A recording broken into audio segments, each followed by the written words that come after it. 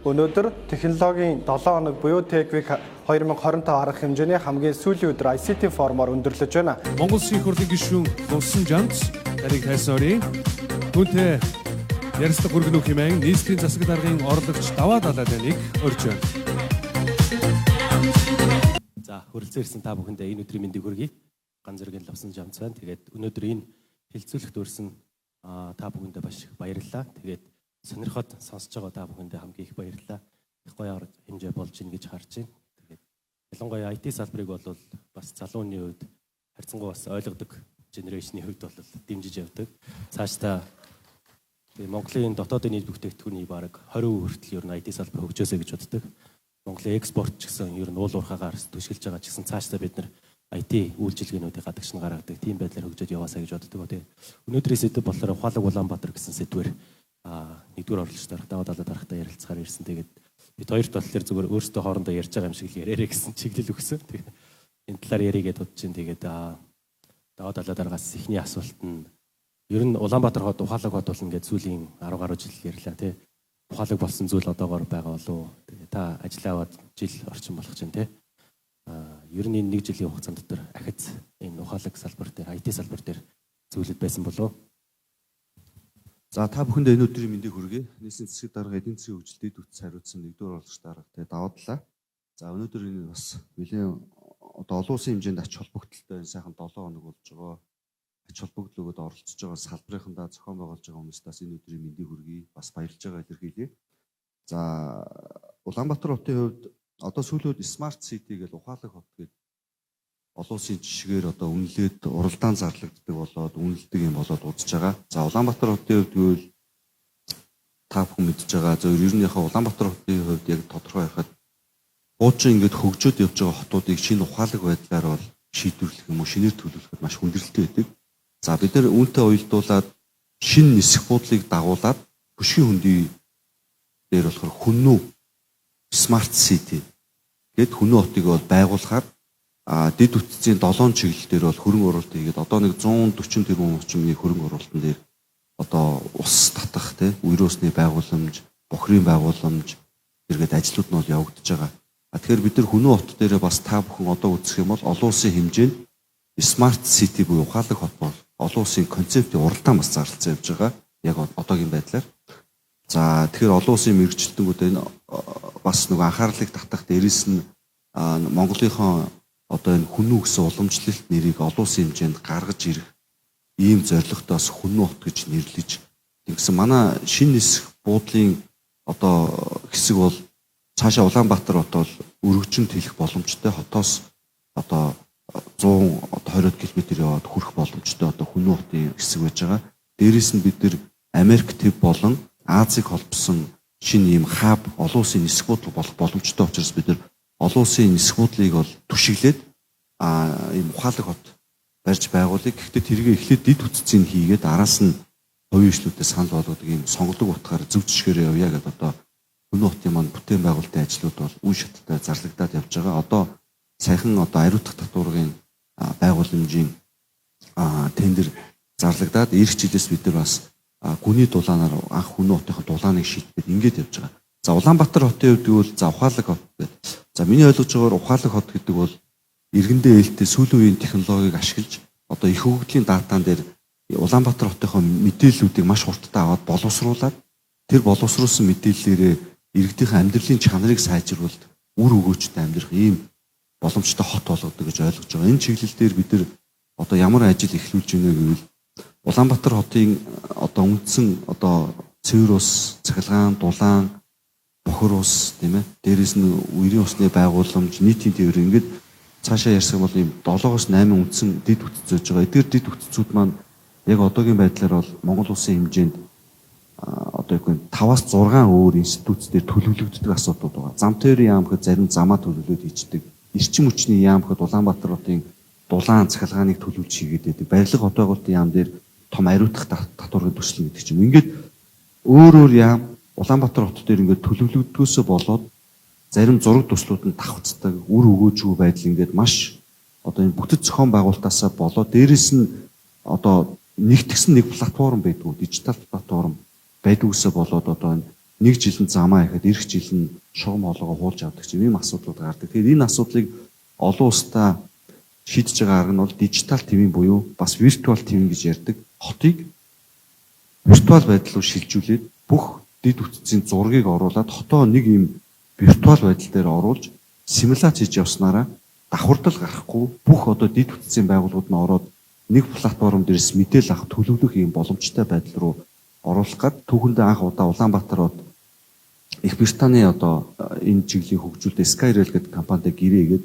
хамгийн анхны виртуал твиний суурийг тавилах гад судалгааны ажил эхлээд одоо бол нэг 4 сарын хугацаанд ажил явж байна. За энэ жил бол бид нэр хамгийн энгийн байдлаар Улаанбаатар хотын төвийн бүсийн 44,000 м квадратыг гитар сканераар оруулаад хамгийн анхны дижитал твиний виртуал орчингоо үүсгэн. Тэгээ эх жилээс эхлүүлээд бид нар үе шаттай нэг жил бүх одоо цэвэр усны шугам хоолой, нэг жил нийтийн тээврийн мэдээлэл гэх юм. Ингээд нөгөө олон улсад хэрэглэгдэж байгаа бүх хотууд дээр хэрэгжилж байгаа дижитал твийн хотоо виртуал байдал дээр үрж эхлэх хамгийн анхны ажлыг бол ингээд гэрээлэд эхлүүлсэн ажиллаж байгаа. Энэ маань мэдээж одоо 5-аас 6 жилийн хугацаа ч юм уу шаарддаг байх гэж одоо тооцоо гарч байгаа.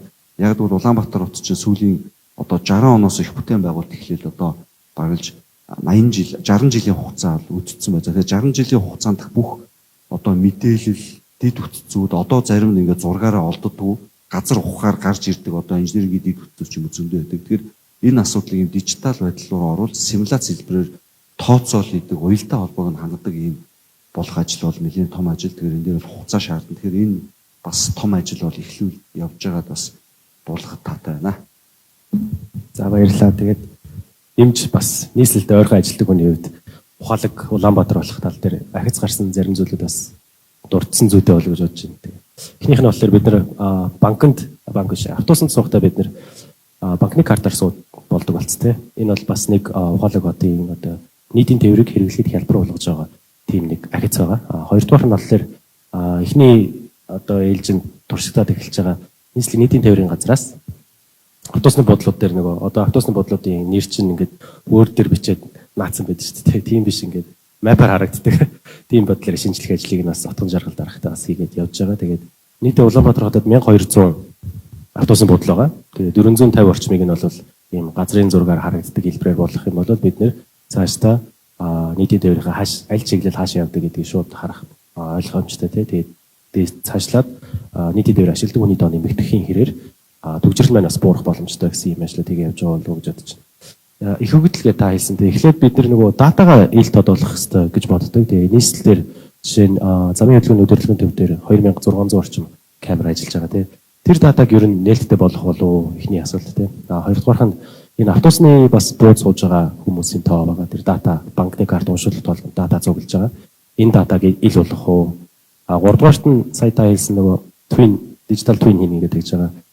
Яг хэлж байгаа нөгөө манад газар гэдэг газрын платформ барилга гэдэг барилгын платформ тэгээ бусад дэд бүтцийн бүгдээр тусдаа яваад байдаг. Уг нь эдрийгээ бүгдийг нийлүүлээд нэгдсэн байдлаар манай IT компанийн стартапуудын маань өөрсдөө авч ашиглаад мэдээлэл дээр нь ажиллаад шийдэл боловсруулад бүтээгдэхүүн гаргаад тэрнийг Улаанбаатар хот дээр туршиж үзээд ашиглаж болж байгаа юм бол дараа нь бид нар өөр улсуудын хотод руу гарах боломжтой тийм гарц болоо гэж боддог. Тэгээ төрийн зүгээс нийслэлийн зүгээс ийм датануудыг ил болгох хэрэгтэй гэж боддог. Тэгээ энэ дээр тодорхой төлөвлөж байгаа ажил байгаа болов уу эсвэл аль хэдийн ил тод болсон мэдээлэлд бий юу? За Лука гişүндээс баярлалаа. Би чинь нөгөө нэг өөрөө айгу дид хүнд одоо ажил дөрөөс ирсэн хүн чинь айгу өөдөртэй яриад тий. За мэдээж Улаанбаатар хотын хэмжээнд хийгдэж байгаа маш олон аппликейшн хөгжүүлэлт мэдээлүүд бол нээлттэй болж байгаа. За би ингээд цухас дуртахад Open Data UB Card CGM гээд орох юм бол Улаанбаатар хотын бүх нийт зорчигчийн тоо өдөр бүрээр ордог болж байгаа. Өдөр бүр чиглэл бүрээрээ за 2025 оны 9 сарын 25-ны өдөр Улаанбаатар хотод UB Card аппликейшнээр 602,571 зорчилт хийгдсэн байна. За карт аралтын тоо нь болохоор 89,167 гэдэг. Хөтгөөнд оролцсон тээврийн хэрэгслийн тоо нь 9 сарын 25-ны өдөр 1181 гээд автобусны тоогоо хэлж байгаа. За аж ахуйн нэгж байгууллагууд нь 18 гээд. Ингээд бид нар Улаанбаатар хотын нийтийн тээврийг шууд ил тоол байдлаар нээлттэй хэдэн иргэд хэдэн чиглэл зорчив, ямар хөдөлгөөн, ямар асуудлууд үүссэн байна гэдэг open data-гаар орж байгаа. Дээрээс нь бид нар бас нэгэнт Улаанбаатар хотын ажлуудыг сурчсан дээр UB Card гэдэг аппликейшнээр бас банкны картуудаа төлөөд шууд автобусанд суугаад зорчих боломжтой болсон. Та бүхэн манаас энэгээр үйлчлүүлж байгаа. Дээрэс нь бид нар бас Улаанбаатар хот дээр одоо өвлөлийн улирал эхэлж байгаатай холбогдуулаад сая манай амар төвшөө орлогч маань танилцуулсан бас Хотуула гэдэг аппликейшнээр дан болон хур мэдээллийн системтэй ийм Монголиотоор холбогдоод иргэдийн мэдээлэл ордог. Дээрэс нь энэ мэдээллийнхаа платформороо иргэд маань бас өөрсдөө пост оруулдаг платформтой түвш хэрэглээгээ авч болдог. Ийм одоо Хотуула гэдэг аппликейшнийг одоо иргэдэд маань өвлийн улиралд галгааны улиралд түвшийг олгох тэр нь хяналттай явах ийм байдлаар бол ингээд аппликейшн хөгжүүлэлтэд игээд бол дууссан. За энэ аппликейшнүүдээр ингэж байгаа. Цаашид Улаанбаатар хот маань өөрөө UB карт маань өөрөө цаашаа хөгжөөд бид нар Улаанбаатар хотоо ухаалаг хүртээмжтэй хот болоход нэг чухал том алхам хийж байгаа. Тэр нь болохоор ингээд Улаанбаатарт иргэн бүр UB картаараа UB карт аппликейшнээр ороод хөгжүүлээд явхаар өдөр бүр Улаанбаатар хотын иргэд өөрийнхөө алхаж байгаа тоо хэмжээ нийтийн тээвэд орж байгаа мэдээллүүд нь бүртгэгдээд тэрүүгээрээ их алхаж байгаа иргэд дээр бид нар ногоон оноо өгдөг. Алхаж байгаа иргэдийн маань тоо үзүүлэлтүүд гарч ирдэг. Ингэснээрээ Улаанбаатар хотын бусад нийтийн тээврийн үйлчлэгээ дээр хөнгөлт авдаг ногоон оноотой нэг грин скортой болж хүртээмжтэй алхад ээлтэй хотын энийг дэмжиж байгаа иргэд маань өөрөө бусад нийтийн тээвэр Улаанбаатар хотын аль биесний үйлчлэгээ авахд хөнгөлттэй одоо үнээр ингэж дүүцүүлж болохоор тэгэхээр ерөөсөө Улаанбаатар хотын хувьд ерөөсөө хүртээмжтэй ногоон ийм хотыг бол бид нэр ухаалаг аппликейшны аргаар шийдэд үүшэттэй хөгжүүлж байгаа. Тэгээ Улаанбаатар хотын үйлчлэгээнүүдийг бүгдийг UB одоо карт UB гэсэн аппликейшнд үүшэттэй хөгжүүлээд оруулна. Бид нар сая энэ жил Улаанбаатар хотын хэмжээнд явган замыг шинжлэхдээ явган замынхаа төв одоо их тайвны өргөнжлөөгөөд гол магистралуудаа 30% талбайг нэмэгдүүлсэн байж байгаа. За энэ болохоор нөгөө автобусны зогсоол паркын дээрээс нь зөвшөөрлгүй байсан өргөтгөлүүдийг буулгаад явган замуудын хүртээмжийг одоо төв одоо хэсэг дээр 30% нэмэгдүүлж чадсан байна. Өнөөдрийн байдлаар нэг 88,000 м2 явган замыг чулуун замаар сольд дуусангаа 30% талбайг нэмэгдүүлсэн буюу иргэдэд алхахад ээлтэй дээрээс нь нийтийн хэлбэр газар нь том саруул скутер дугуйн замыг нэмэгдүүлсэн ийм ажлуудыг бол хийгээ явж байгаа. Тэрийгээ тэгээд иргэдийнхээ нөгөө гар утастай холбоод тийм ээ бас иргэдийнхээ алхах юмыг дэмжих зорилгоор ингэж хийж байгаа. Тэгэл усан жамч гишүүнээсээ бас зөрүүлээд нэг асуулт асууя гэж бодож байна. За ингээд та бол ингээд Монгол Улсын их хурал дээр Улаанбаатар хотынхаа иргэдийг бас төлөөлөж сууж байгаа. Бас 40,000-ийн унган хүүхэд тийм ээ Улаанбаатар хотын. Тэгээ энэ бас одоо өөрийнхөө өсөж тойрсон 40,000-ийн одоо орчимд тийм ээ одоо улсын их хурлын гишүүний зүгээс бас цаашид их хурал дээр хууль тогтоомж дээр анхаарах ухаалаг Улаанбаатар болоход Улаанбаатар хотын маань бас алдаа шүүмжлэлтэй зүйлүүд юу байгаа даа. Дээрээс нь та хэд маань бас биднээсийг ямар хууль тогтоомж дээр чиглүүлж бодлогын хэмжээнд дэмжих боломжтой байна гэдэг талаараас санал бодлоо хуваалцаач гэж байна. Өнгөрсөн 1 жилийн хугацаанд 20 минутын үзэл баримтлалгээд ажлын хэсгээрээ үзэл баримтлал боловсруулад одоо хот байгуулалтын сайд байгаа Батамгалан сайдад өргөн барьсан. Яамда өргөн бариад их хурал дээр орж ирээ батлагдах юм бол яг таны сайн хэлжсэн нөгөө нэгдсэн төлөвлөлтийн тогтолцоороо ороод тэр бүх төлөвлөгөөдийг бүтсэн мэдээлэлүүд ил тод харагддаг болно гэснийг давуу тал үүсгэж байгаа. Энийхээ зэрэгцээд бас JICA-гийн байгууллагуудаас хүсэлт гаргаад энэ нэгдсэн платформтой болоод тэр нь иргэд орох боломжтой болдог тийм хаана зам эвдэрсэн байна тэнцэрээ саналаа өгөөд энийг засаач эсвэл одоо дахиж солиод байгаа бордорыг болооч гэж тийм үү тийм байдлаар ингээ бүх мэдээлэлүүд нээлттэй болоод нийслэлээс хэрэгжүүлж байгаа төсөл арга хэмжээнд харагдаад санал авч болдог тийм үзэл баримтлалыг одоо тусгасан. Тэгээд хуулийн өрөөнд бол энэ ингээд ирээ батлагдах юм бол хуулийн эрх зорчин бэлэн болчихно тийм. Тэгээд JICA-гийн төслийн зүйл нь хамтраад хийх юм бол дараа нь платформ бэлэн болчихно. Тэгэх юм бол нийслэлийн ажлаас нэлээд хөнгөрөх болов гэж бодож байна тийм. Хоёрдугаарх нь болохоор өгөгдлийг ил тод болгох хэрэгтэй. Анар гишүүн тэргүүтээ 20 гаруй гишүүд нийлээд их өгөгдөл болон AI-ийг дэмжих бүлэг гэж байгуулсан. Тэрэн дээр бид нэр сая яриад байгаа зүйл нь бол саний хэлсэн таны одоо автомашины зорчлтын тоо энэ гэдэг тийм автобусаар зорч байгаа хүмүүсийн тоо гэсэн ийм датануудыг бүгд нийл болгоё гэж байгаа. Хувь хүний мэдээллийг нь одоо хасаал зөвхөн тэр картны дугаарч хийж болно шүү дээ тийм. Гэсэн тийм мэдээллүүдийг бүгдийг нийл тод болгоод бидний гол нь нөгөө энэ салбарт ажиллаж байгаа хүмүүстэй ашиглах материалын төр өөрөө бий болгож өгөх хэрэгтэй. Тэгвэл одоо ингээд төр өөрөө бүх датаг нуучаад авчаад өөртөө л хардаг тийм. Энийг тэгээ хараад ямар ч манай IT-ийн салбар хөрчих боломжгүй шүү дээ. Тэгэхээр аль болох нийслэл дээр байгаа бүх датаг ил болгомоор байгаа. Одоо жишээ нь бас болохгүй байгаа одоо ухаалаг болж чадахгүй байгаа зүйл гэх юм бол бодит дээр орон сууцнд амьдардаг хүмүүс бүгдээ мэднэх усны тоолорыг нэг хүн хэрж бичиж авдаг тий. Цахилгааны тоолорыг бас нэг хүн хэрдэг, дулааны тоолорыг бас ингээд бүх нэг хүн л тэнцээ очил тэрийг бичээл авал та. Тэгэл тэр датаг нийлүүлж л тий. Тэгэхгүй ингээд ийм байдлаар сөөгчүүд юм уу, конторчууд юм уу, ийм үйл ажиллагаанууд дээр шаардлагагүй зардлууд маш их байдаг. Тэгэхээр аль болох энэ бүх датаг хэрвээ ил дод болгочих юм бол манай Монголын залуучууд бол бүгдийг хийж чадах байхгүй. Тэнцвэрээс шийдэл олгох, бүтээгдэхүүн гаргаж чадна боломжтой. Тэгэхээр олон төр бол энэ материалыг л бүтээгдэхүүнүүдийг л сайхан бүтээгдэхүүн хөгжүүлэх боломжтой өгөгдлийг л гаргаж өгөх хэрэгтэй. Тэгээ энэ дээр бас нийслэл маань хамтраад ажилласаа гэдэг ер нь бол хоёулаа ойрхон ажиллаж байгаа юм шүү дээ. Цаашдаа бас энэ датаг ил болох тал дээр бас хамтраад яваасаа гэж бодож байна. Тэгээ саяас нөгөө замын хөдөлгөөний 2600 камер байгаа. Тэр чинь нөгөө бичлэгээрээ хадгалагдаад байгаа шүү дээ. Тэгэхээр тэрэн дээр ч гэсэн одоо их юм image processing ч гэдэм үү те эсвэл автоматар шууд тоолдог. Тийм түүл хөгжүүлчихсэн Rookies гэдэг компани байж байгаа жишээтэй те. Олон улсад гарцсан Эрхэс байна, Namd Global байна. Өсөөс манай AI хөгжүүлж байгаа Игүнэ гэдэг байна те. Аль эртэл дээр л гарчсан байсан л юм те. ChatGPT-гээс өмнө гарцсан байсан гэж сая Бадрал Захиралтай яриа суулжлаа. Тэгэхээр ийм байдлаар манай залуучууд бол хийж чадна.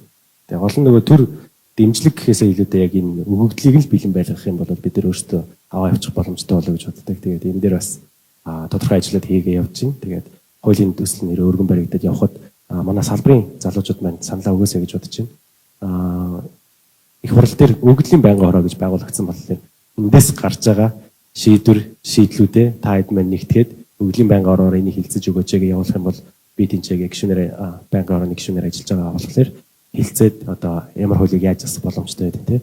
Энд дээр ажиллах бүрэн боломжтой. Тэгээ гол нь proactive байдлаар манай салбарын маань оролцоосоо гэж хүсэж байна те. За дээрэс нь яг уу нэмээд бас нэг мэдээлэл өгөхөд Улаанбаатар хотод маань бас нөгөө биднээсийн хэрэглээд байгаа. Би бас нөгөө сая 2 өдрийн өмнө хилцүүл нөгөө дид үтцийн талаар хатуу дид үтц буюу шилэн кабель энэ биднээсийн мэдээлэл дамжаад байгаа энэ шилэн кабелүүдийн талаар бас тодорхой хэмжээний хилцүүлэгт оролцоод мэдээлэлүүд өгсөн. Улаанбаатар хотод та бүхэн мэдж байгаа биднээсийн энэ интернет орчинд дамжихад хатуу дид үтцүүдийн ажил бас хоцрогдсон, замбрааг болцсон. Хотын төвийн хэсэг маань нөгөө байран дээгүүр харуул ингээд утаснууд нь замбрааг болцсон. Тэгээ би сайн ажлын хэсэг гаргаад энэ юуны утаснууд байна гэдээ тоосон чинь бараг 20-од өөр төрлийн ийм кабелүүд Улаанбаатар хотын ингээд дээгүүр ингээд замбраагүй хэрэгцсэн. Үүнээс баргалж нэг 15-6 төрлийн дандаа ингээд нөгөө мэдээллийн салбартай холбогдолтой. Тэгэхээр бид нар бас энэ дээрээ цаашдаа мэдээлэл захин инновацийн яамтайгаа хамтраад тодорхой хэмжээний зохицуулт хийдэг. Зарим шилэн кабелуудаа хамтдаа ширлэж хэрэглэдэг, дэд үтцээ хэрэглэж болдог. Зохицуулттай ингэж явахгүй бол бид нар чинь Улаанбаатар хотын төв 20 жилийн өмнө 2005 оны үед төсөл хэрэгжээд сувгчлал хийгээд шилэн кабелууд явуулсан байгаа. Тэгээд тэднээс нь дүүрсэн ачаалаад дийлхэ болонгууд хувийн компаниар юм уу манай аж ахуйн эрхлэгчид маань байшингийн дээгүүр гэрлийн шон дээр ингээд өснөө дураараа татчихдаг. Тэгээд үүнээсээ болоод нөгөө шон ачаалаад дийлдэггүй кабелууд нь тасардаг гэдэг. Тэр төрийн зүгээс яг ийм нэг тодорхой хатуу дэд үтцүүдээ Улаанбаатар хотын зүгээс зэгцтэй хийх боломжоор нь хангаад хийе гэдэг. Тэгээд 20 жилийн дараа анх удаа сая Улаанбаатар хотод 10 км орчим газар бид нар гүний юм сугчлал хийсэн байж байгаа. Явган замын нөгөө чулуу солио гэж шүмжлээд байгаа шүү дээ. Та бүхэн манаас харж байгаа. Тэр чинь явган замын зөвхөн чулуу автан солиод ингээд байгаа даа ш. Тэр чинь дагаад ийм 6-7 төрлийн дэд үтцийн ажлууд хийгдэж байгаа. Ялангуяа үүний нэг нь мэдээлэл технологийн хамгийн гол мэдээлэл дамждаг шилэн кабелүүдийн Улаанбаатар хотын сүүлийн 20 жил хийгдээгүй 10 км орчим газар Улаанбаатар хотын төвийн эсүүдээр бид нар 4 ширхэг 60-та PVC хоолоогоор сугчлын ажлуудыг бол хийж өгж өргөтгөж байгаа. Тэгэхээр энэ ажлуудыг эх жил бас бид нэр яг энэ төв шуудангаас талбаар орох замын доогуур сэтгэлээ хийх гэдэг ажлуудыг бол үргэлжлүүлээд хийн. Ингэснээрээ бид нар бас шинээр өсөн хөгжиж буй дижитал салбарыг маань суур хатуу дэд үтцүүд хийх боломжтой болно гэсэн. Тэгэхээр иймэрхүү ажлууд бас Улаанбаатар хот маань бас төлөвлөлөөд хийгдэж байгаа гэж сайхан мэдээг дуулахад таатай байна. Дээрэс нь бас зарим энэ салбаруудад бас тодорхой хэмжээний зохицуулт хэрэгтэй байх гэж боддог тийм ээ. Мэдээллийн сан дээр. Ингээд биднээсээ бас анзаараад байхад та бүхэн бас тэгдэг байх. Бид нар ч Viber-аар энэ төрлийн бүх ажил явж байгаа логика гэж шүү. Тэ? Бид эд чинь албан ёсноор ашигладаг платформ алга. Бид нар бас тодорхой хэмжээнд өөрсдөө хоцрогдсон байна. Тэгээ бид нар чи Facebook-ээр иргэдийнхаа шүүмжлэлийг авч мэдээлэл хардаг, X-с хардаг. Дээрээс нь төрийн ажлууд нь бүх группүүд нь Viber дээр явдаг. Ийм байдалтай байж байгаа. Тэгээд Лука гишүүнийг бас энэ дээр таныг бас үзэл бодлоо хуваалцаж. Ер нь цаашаа бид нар нэгэн ухаалаг аппликейшн руу ороод ажиллаа явуулдаг юм процессд орсон. Тэгвэл төр энэ дээр одоо ямар одоо баримтлал одоо ямар одоо аппликейшнийг хөгжүүлээд явбал зөв юм бэ? Одоо байгаа энэ олон улсад байгаа энэ Facebook, X, Viber гэдэг платформ ашиглаад явах нь зөв юм уу? Эсвэл энэ дээр одоо бодлогын хувьд өөр улсуудын жишээ ямар байдгийг, төрийн ажил нь энүүгээрээ ямар явбал зөв байдгийг гэдэг дээр бас өөний үзэл бодлоо илэрхийлээч гэж сонирхолтой асуулт. Гэсэн чинь бид 20 минут дуусчлаа л да. Би бол нэг шинэ юм төр өөрөө нэг шинэ аппликейшн хөгжүүлээч гэж боддоггүй. Хувийн хвшил бол өөрөө хийгээ явчих боломжтой. Тэгээд үнэхээр шаардлагатайгаа бол хувийн хвшил маань өөрсдөө тийм төрийн дөрөөс ийм одоо ийм Монголиагээ захин аппликейшн гаргасантай адилхан тийм шийдлүүд байгаасаа гэж боддог. Тэгээд ер нь яг үндсэн юм ярих юм бол ядаж Office 365 лайсенсийн төлөөд аваач. Тэгэхгүй тэгээд бүгдээрээ хактай тий крактай тийм офис ашиглаж сууж байгаа. Энээс эхлээд салах нь эхлээд бидний эхний түвшин болов гэж яг үнийг хэлэхэд боддог. Дараа нь тэх юм бол офисрээ ядаж Teams гэж байж байгаа шүү дээ. Тэрийг ашиглаж явчих бүрэн боломжтой болоо. Бид нэг гол нь нөгөө үндснийхээ бүтээгдэхүүнүүдийг бас түрүүн ашигладаг болмоор байдаг тал бас байгаа учраас хэрвээ манай хувийн хвшлийнхэн маань одоо хувийн хвшлүүдэд зориулсан одоо software development бол нэлийн хийд юм билээ шүү дээ. Тэгэхээр тэрнийг одоо төр талаас илүү development хийж өгöd бүтээгдэхүүн санал болгоод их хурлчид юм засгийн газарчид юм уу тийм нэгдсэн платформ байвал хэрэгтэй болов уу гэж боддог. Тэр нь балаг шийдэл болов уу гэж бодож байгаа тийм. Тэгээд та сая хатуудад бүтц гэж ярьсан. Тэрэн дээр Green Data Center-ыг Монгол улс хөгжүүлэх ёстой гэж өвгөн боддог. Data Center ч одоо AI маш их хөгжиж байна. Одоо ChatGPT жишээ нь 6-700 сая орчим ашиглаж байгаа шүү дээ. 2030 он гэхэд бараг тэрбум хэрэглэгчийн тэрбум даваад явна. Тэгээ AI гэдэг чинь маш их эрчим хүч, маш их data center хэрэгтэй.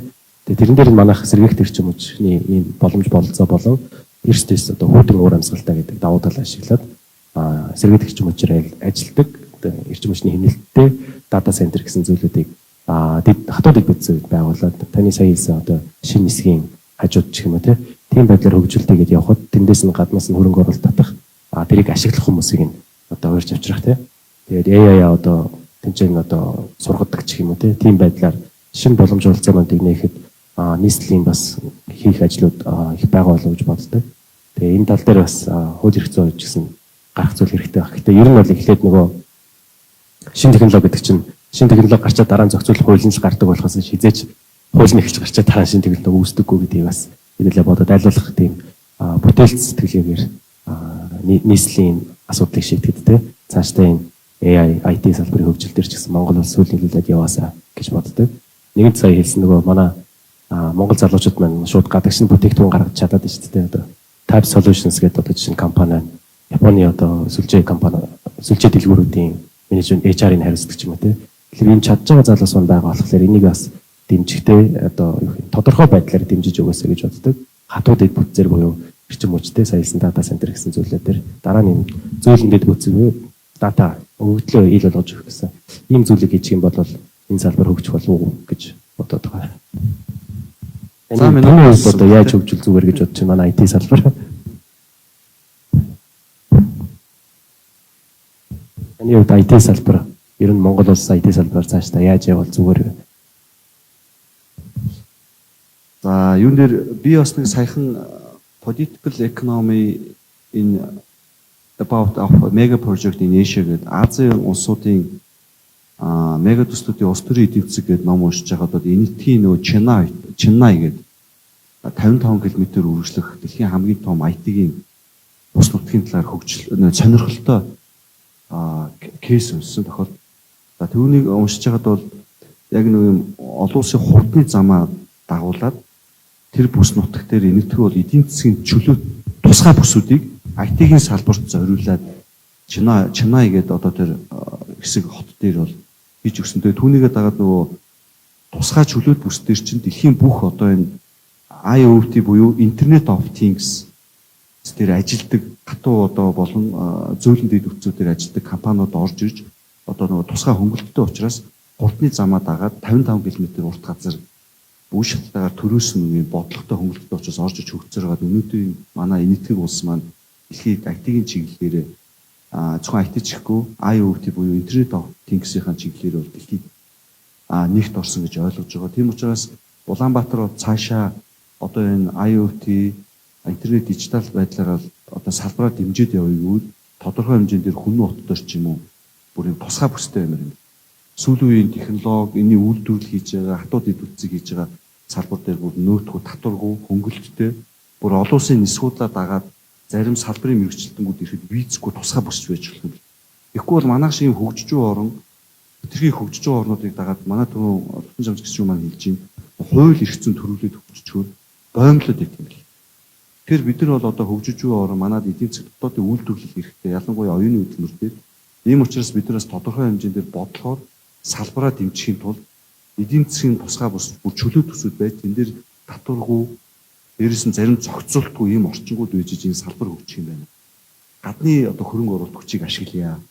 Монгол улсын энэ Орос хятадыг холбож байгаа эдийн засгийн хоёр том эдийн засаг дээрээс нь Америк, Азийг шинэ суудлаар алхаа болоод холбог боломжтой ийм одоо онцлогтой тэр энэ давуу байдлаас олон улсын жишгтэй холбож ингэж бодлогын хэмжээнд бол хийж болох юм байна гэдэг жишгийг бас энэтхийн тэр Чимнай гэдэг хотоосоос ойлгож авсан. Тэгээд удахгүй бас ерөн зүгээр боломж үйл энэ Азийн орнуудын сүүл өөрсдөө ингээд ухаалаг төрийн менежментээр том төслүүдийг хийж эдийн засгаа босгож ирсэн энэ том улсуудын жишгийн талаар бол энэ тодорхой хэмжээний одоо төрүүлэг хийх юм сонирхолтой байж байгаа.